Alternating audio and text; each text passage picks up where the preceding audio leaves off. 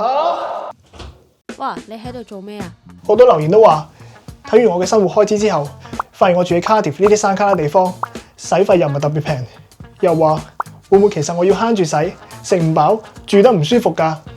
咁你覺得係咪真呢？嗱，我唔直接答，我用例子話俾大家知。所以今日我決定透明、公開、毫無保留咁樣帶大家睇下我喺 Cardiff 嘅真實生活。最近英國嘅通脹去到3%，有少少上升嘅趨勢。眼見啲物價可能越嚟越貴，留言就有人話我喺 Cardiff 啲使費又唔係特別平，會唔會食唔飽嘅呢？可能大家都以為 Cardiff 好鄉下啩，不過你望下我應該都唔算瘦啩。其實我嚟英國仲重咗4kg 添。既然係咁，不如就同我一齊喺度度過1個星期，睇下威爾斯 Cardiff 最真實嘅英國生活。嗱，我係絕對唔會造假嘅，由出糧到每日嘅1分1毫，我都會毫無保留咁樣拍俾大家睇。好，事不宜遲 ，Let's go！ 好，首先就係模擬出糧，咁我咧就用 Lloyds Bank 出糧嘅。出咗糧之後咧，我就會將要俾 mortgage 啊、水費、電費呢啲固定開支咧，就會留翻喺個戶口嗰度。其餘嘅因為要對抗通脹，咁我都會有少少方法去賺息嘅。咁順便就同大家講下我第一個嘅賺息心得啦。其餘嗰啲咧，我就會轉去 iFast。吓 iFast 呢間銀行好新喎，有冇實體分行？咁執笠會冇晒我啲錢㗎？我都明白嘅，所以用新嘢之前，梗係要做 research 先啦。iFast Global Bank 係一間英國嘅持牌銀行，同時亦都係新加坡易豐集團旗下嘅銀行。佢有 FSCS 存款保障上限最多85,000英鎊，咁就用得安心啦。最特別係佢嘅 Multi-Currency Current Account 多幣種綜合戶口，包括英鎊、美金、港幣、yen。我自己咧今年就一直都有用開嘅，成日就會望住佢幾時有得賺息賺 cashback。講翻點樣用佢嚟賺息先，其實就只係簡單放喺活期戶口入面。最近就減咗息，而家大概就有2.9厘，但係對比其他銀行嚟講，乜都唔使做就有差唔多3厘，都算唔錯噶啦。之後有剩嘅話，我先會考慮放入 Flexible Cash ISA， 咁就夠晒彈性方便啦。好，搞掂好啲錢之後呢，我哋就可以開始我哋1個禮拜喺 Cardiff 度生活啦。開始之前，第一件要做嘅事呢，就係要去買餸先。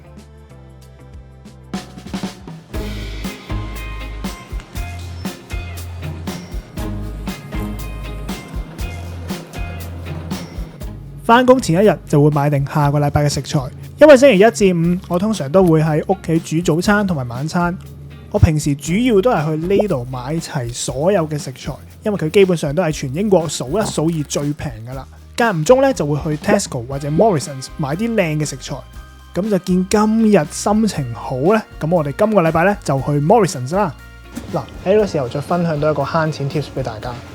咁其實仲有啲慳錢 tips 咧，就係買 gift card。咁相信大家都知道用 Gem 功能咧喺 Tesco 買嘢咧係會差唔多有2% 啦，或者3% discount 嘅。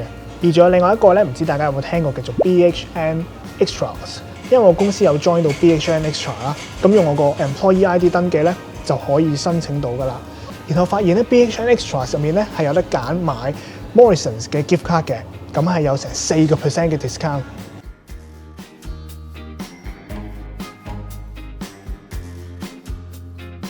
買齊晒啲食材都只不過用咗30磅，尾數咧就用埋 debit card 俾錢啦。買完就即刻翻屋企休息，聽日開始就正式同我喺 Cardiff 過1個星期啦。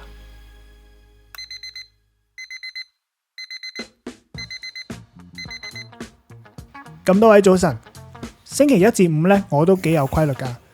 起咗身我都會喺屋企煮早餐，因為唔食嘅話咧都真係冇乜精神去做嘢。咁今日我煮咗咩呢？就係英式早餐啦。咁我都知其實好多人咧都麻麻地啲茄汁焗豆啊或者薯餅嘅，不過我自己覺得都 OK 啦。最緊要就食得夠飽，食完早餐咧就換衫出門口啦。如果我起得早嘅話咧，就會同 Miss Chan 一齊出門口，揸同一架車去返工。因為佢最近咧就轉咗工做老師，學校附近咧都冇火車站，咁就一定要揸車嘅。大概20分鐘就會出返市中心度返工噶啦。起得早嘅話，我仲會去公司附近嘅 Pure Gym 度做 gym 添。返到公司第一時間就係斟水或者沖杯咖啡提一提神，之後就返埋位做一陣嘢。10點半咧就會同同事開個 stand up meeting， 開完就繼續翻埋位做嘢。翻工都好開心㗎，同事都好中意講嘢傾偈。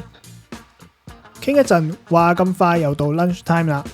琴晚咧我就整咗好多吞拿魚醬，所以今日咧就自製三文治帶翻公司食。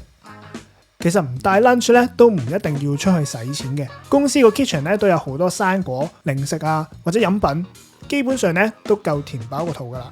今日仲有 cake 同 brownie 添，跟住又做下嘢啊，之後傾下偈啊，執埋啲手尾。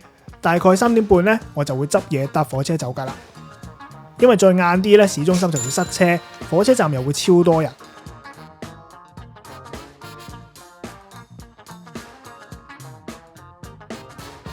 返到屋企咧，我就會做多一陣公司嘢，之後就會開始煮晚飯噶啦。咁今晚咧，我就打算煮啲家常便飯，咁就有番茄炒蛋、煎雞翼同埋洋蔥炒羊肉，好味。平時食完飯冇嘢做咧，我都會上下網睇下有啲咩買嘅。有時咧，我都會思鄉，想食下啲香港啊或者日本零食。而 Miss Chan 咧有時都會買下啲面膜啊或者護膚品。咁我哋咧就會上 HKTV Mall 買嘢啦。HKTV Mall 多數都係用港幣嘅。仲有啊，你知啦，而家冇咗 AI 咧都唔得噶嘛。我平時咧都有用開 ChatGPT 嘅。最近咧都有個 AI 工具非常之有用，就係 Perplexity 啦。攞嚟搜集資料咧非常之好用。而通常呢啲訂閱咧都係用到美金嘅。呢個時候就要講下我第二個賺 cashback 嘅方法啦。如果你同我一樣，經常都會有啲海外嘅消費，例如用到美金啊或者港幣嘅話呢，我就留意到最近 iFast 做緊2% 嘅海外消費回贈。只要你係英國嘅用戶，由而家去到10月31號，用英鎊以外嘅貨幣，例如美金或者港幣，無論你係用 debit card 或者網上購物，都會有2% 嘅 cashback。每個月嘅消費上限就係1250英鎊。哇，咁咪即係有成25磅嘅 cashback。嗱，通脹有少少上升，有2% 嘅 cashback 都算係幫補咗好多噶啦。買完嘢就瞓覺，咁就完咗我喺 Cardiff 嘅第一日啦。基本上接住落嚟，我每一日嘅生活都係差唔多嘅，因為上個星期買好晒啲食材，所以成個星期嘅早餐同埋晚餐都會喺屋企煮嘅。然後翻到公司又差唔多噶啦 ，lunch 都唔使點樣使錢。通常逢星期3咧，我哋就會有 free lunch。有時候星期4咧，仲有 pizza 食添。之後放工翻到屋企咧，就煮晚飯，順便俾大家睇下我平時煮啲咩食啦。不過今個星期5咧就有啲特別，有朋友咧就會嚟我屋企食飯。咁今晚咧就唔煮飯啦。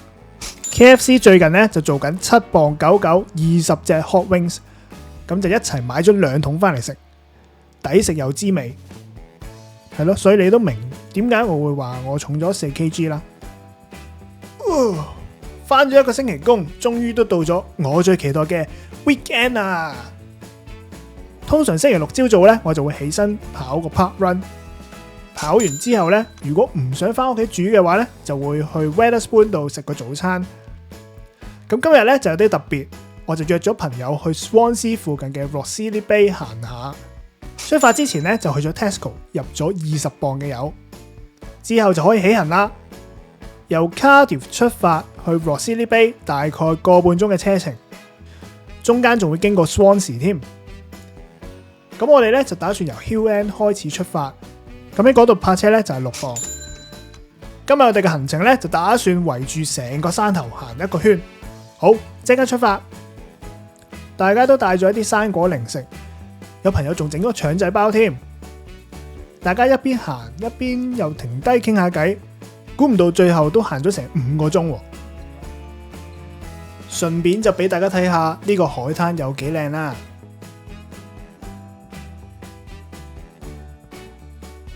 行完之後呢，我就同 Miss Chan 去 Cardiff 食印度嘢。呢間餐廳嘅咖喱呢，我自己就覺得非常之正宗。住喺 Cardiff 嘅朋友，如果食得辣又中意食咖喱嘅話呢，可以歡迎去呢度食，叫做 Mactan Cherry Canton。而今個禮拜日咧，做下啲家務，鏟下草。咁今日咧，我哋就出去市中心食 lunch 啦。我哋就 book 咗一間好近 Cardiff Castle 嘅 Welsh House。呢間餐廳嘅羊咧，我自己就覺得係非常之值得去試嘅。3個人埋單就係66磅，咁就可以翻去總結一下我喺 Cardiff 一個星期究竟使咗幾多錢。嘿，翻到嚟屋企啦，話咁快咧就帶大家睇咗我喺 Cardiff 一個星期嘅生活。英國生活咧就係咁簡單噶啦，簡簡單單，但係又可以好開心、好滿足。咁我哋就一齊睇睇我今個星期究竟使咗幾多錢啦。頭先嘅總數咧應該喺畫面嘅右上角咧已經顯示咗出嚟噶啦，就係344.7磅。嗱，大家千祈唔好見到呢個數字咧就話哇，乜你一個星期使咁多錢㗎？咁你一個月咪使好多錢？咁當然唔係啦，心水清嘅觀眾咧應該就知道㗎啦。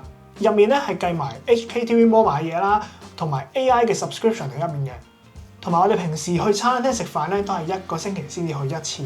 咁跟住呢個 pattern 咧，平時買餸煮飯，間中又搭下火車，有時 weekend 又出去餐廳食飯嘅話咧，咁一個月就係大概用650磅。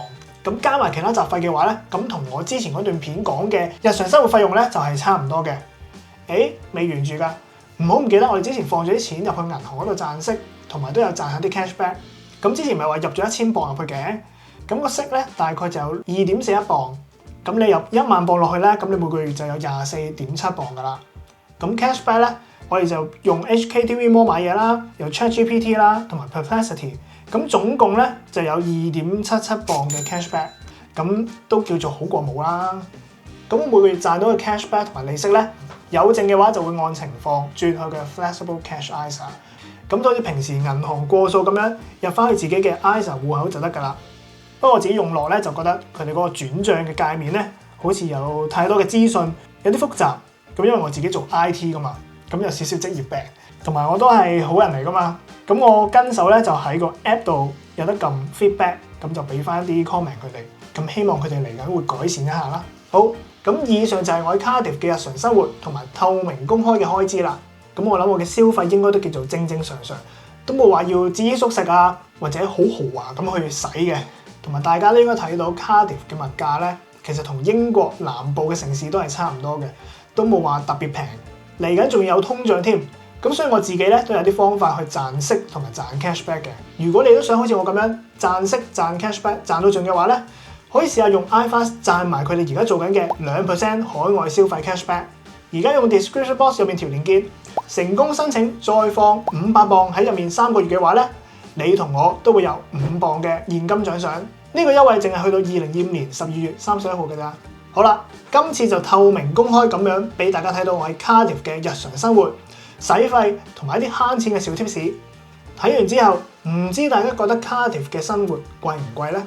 如果覺得貴，你又有冇啲賺息賺 cashback 嘅 tips 可以分享下呢？歡迎留言話俾我知。多謝大家睇到呢一度，走之前記住要 comment、like、share、subscribe， 仲有撳埋隔離個鈴鈴。咁我每一次出新片嘅時候咧，你就會成為第一批觀眾㗎啦。我係 Matthew，我哋下次見啦，拜拜。